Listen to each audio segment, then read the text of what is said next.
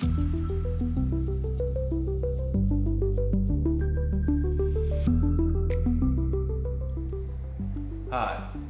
I'm Maurice Jones, president of Graceland Ministries. Today, I'm here for more of personal concerns instead of as a member of the body of Christ. Today, I need to address something that will help the Christian layman to understand what is going on in the world today. And I must say some things from a standpoint of being a black man as well as being a Christian. And I know about Galatians 3:28. I know, about that verse, but I have to make some statements relative to being black today. The first thing I want to start off with is racism. First of all, I've heard many people say, and I've seen many videos about people saying that we need to stop racism or we need to put an end to racism. Well, technically speaking, you can't do that because racism is not something like slavery whereby you can end it. Racism is an effect and it has a cause. It's a sign that something is there. And the cause of racism is a question. It was a question that was posed to Greek society by the Sophists over 2,420 years ago. And this question is a puzzle. It is a puzzle that cannot be figured out, or it's a riddle that cannot be figured out. And the Sophists introduced this puzzle to Greek society, and even people like Plato and Aristotle couldn't answer it. And as a result, it pretty much did the Greek society in. And the Romans came along and that question was reintroduced again. And Marcus Aurelius and the Romans couldn't answer that question. And once again, that puzzle could not be answered and that culture was destroyed. When Jesus was on earth, a group of Greeks or Gentiles came to talk to him. They wanted to talk to him about this puzzle, but our Savior wouldn't listen to him. Instead, he went on the temple porch and he said, "I am the light of the world." Emphatic tense. He really said, I am the light of the world. And later on in his ministry, he said that he did not come to bring peace, but to divide, because he knew that this question is not relevant to what he was doing. And it's irrelevant to us today as Christians. It is not something that we should be looking at. We should stay focused and not look back, because you cannot end this riddle. And this riddle will find a society that raises the rational above the authoritative. And whenever a society decides that it's more rational than the Word of God or Christian leaders or what have you, you begin to see the signs of racism, which is like small skirmishes. Then you get these abortive revolts that lead to a revolution maybe 100 or 200 years later. That's what happened in the 15th century. Okay? And so what we need to do is stop saying we need to end racism, because it's not something that you can end. Okay? It is not something you can defeat.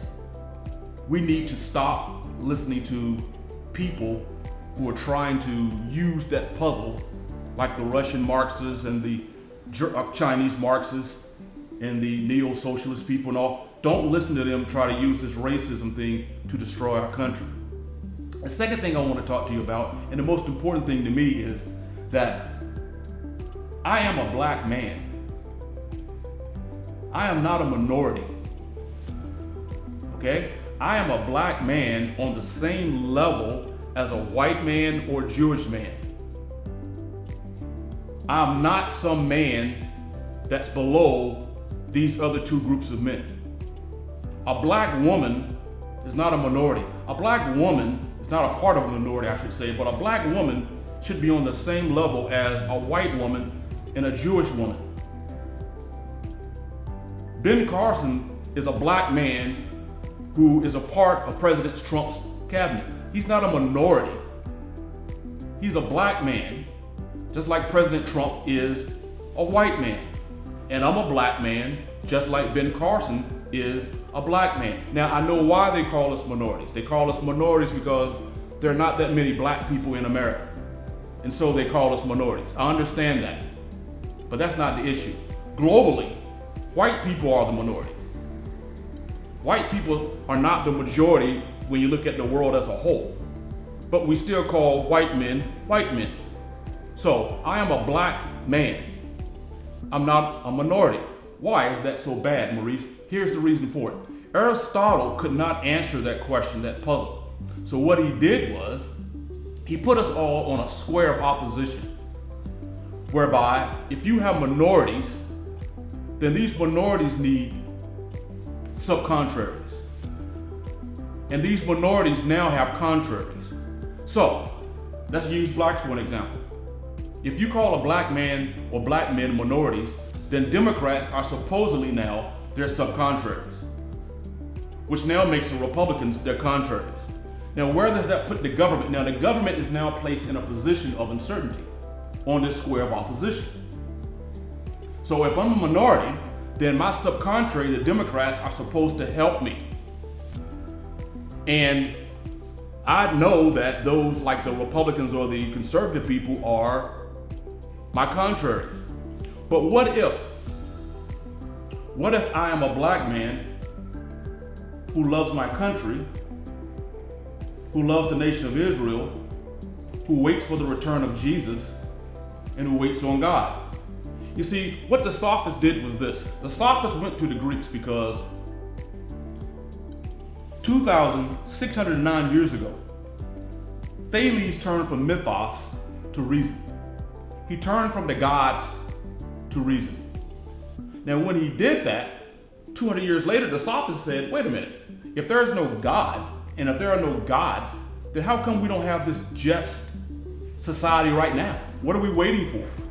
We should have this society whereby all men should have this good life right now.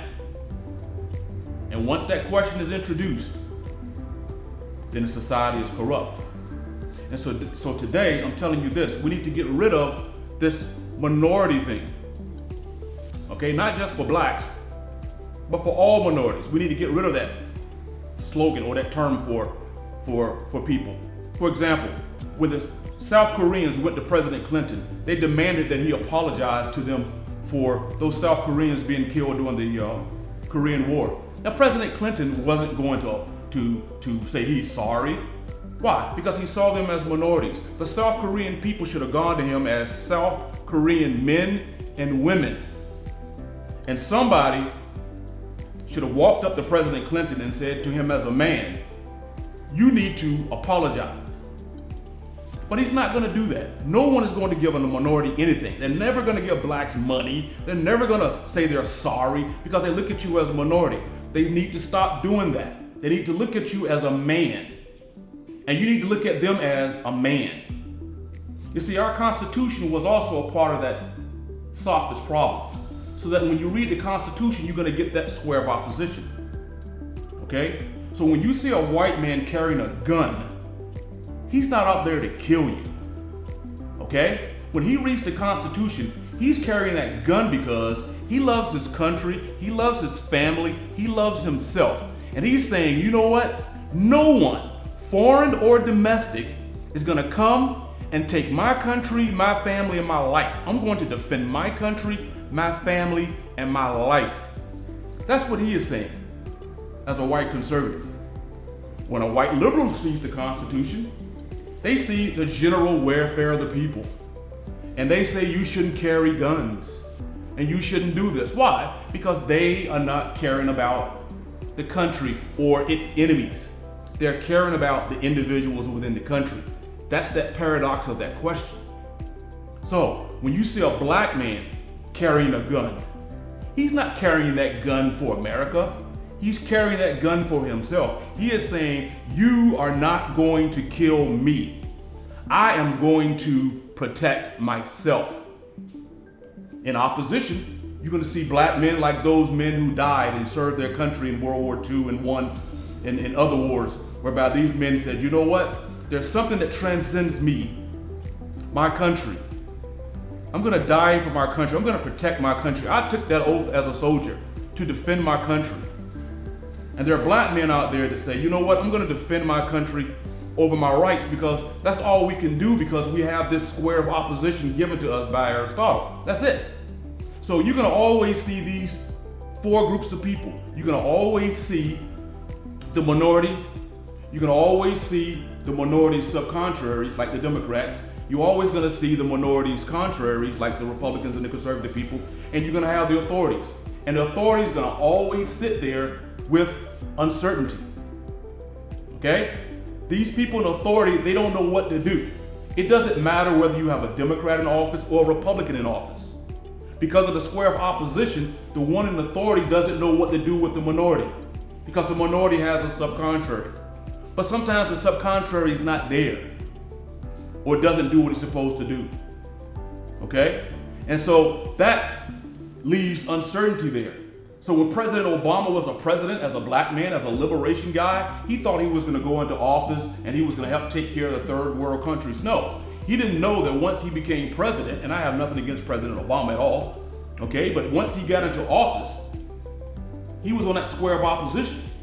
He couldn't do much. The same with President Trump. President Trump thought, and I have nothing against President Trump, he thought that he was going to be able to leave that conservative world, go into the White House, and be able to make America great again or whatever. But when he got there, he realized, wait a minute, I can't do this. He became uncertain. That's what happens. So we need to get rid of this minority mentality. And what we need to do is get rid of these parties, these minorities, and America, countries like America and Britain need to stand up and say that we are Messianic nations. We wait for the Messiah because Russia and China and North Korea and Germany, they are standing up saying, hey, we are human nations. When you read the book of Ezekiel 38 and 39, you will see these nations. The Bible has a group of nations that will stand up for the nation of Israel, that are waiting for the return of Jesus and that are waiting for God. And they're going to protect the nation of Israel. And the Bible has nations that are going to try to remove the source of conflict. They think Israel is a source of conflict. Karl Marx thought in his eschatology that anything that's economic or political that stands in the way must be changed by revolution, because he wanted a good life for all right now. But that's not the case. According to the Bible, the Father set a time. And there are nations out there, and there are people out there like Graceland Ministries that are waiting for our Lord.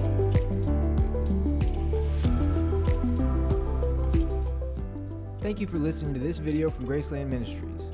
If you enjoyed this content and are interested in hearing more on this topic or other matters of biblical doctrine, please visit our website or follow us on social media.